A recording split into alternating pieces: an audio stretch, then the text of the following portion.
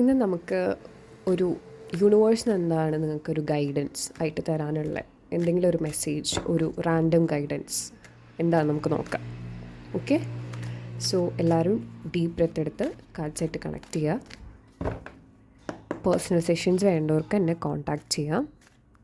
Description ബോക്സിൽ ഞാൻ details കൊടുത്തിട്ടുണ്ട്. ഓക്കെ, സോ ഓക്കെ, ഈ കാർഡ് കാണുമ്പോൾ നിങ്ങൾക്ക് എന്താ തോന്നുന്നത്? ഒരാൾ കുറേ ഭാരങ്ങൾ ഇങ്ങനെ ക്യാരി ചെയ്യുന്നു, പക്ഷേ ഇയാൾക്കത് റിലീസ് ചെയ്യാവുന്നതേ ഉള്ളൂ.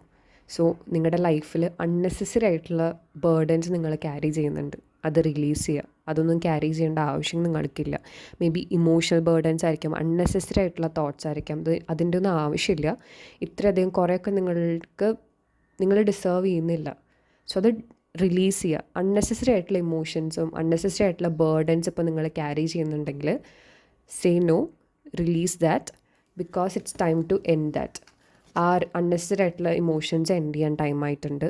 ബിക്കോസ് നിങ്ങൾക്കൊരു ന്യൂ ബിഗിനിങ്സിന് നിങ്ങൾ ഡിസേർവ് ചെയ്യുന്നുണ്ട്, ഒരു ബ്യൂട്ടിഫുൾ ബിഗിനിങ്സിന് നിങ്ങൾ ഡിസേർവ് ചെയ്യുന്നുണ്ട്. സോ വീണ്ടും ഇതേ ബേർഡൻസ് വലിച്ചഴിച്ച് കൊണ്ടുവരാണ്ടിരിക്കുക. ഇമോഷൻസ് ആയിരിക്കാം, ഇമോഷണൽ ബേർഡൻസ് ആയിരിക്കാം, മേ ബി ചില കാര്യങ്ങൾ റിലീസ് ചെയ്യാൻ ടൈം ആയിട്ടുള്ള ചില ഇമോഷൻസ് ആയിരിക്കാം. അതെന്നെ വീണ്ടും നമ്മൾ വെച്ചുകൊണ്ടിരുന്നിട്ട് കാര്യമില്ല. സോ യൂണിവേഴ്സ് പറയുന്നു റിലീസ് ചെയ്യൂ, because it's time for a new beginning and it's time to balance yourself. There is a balance coming.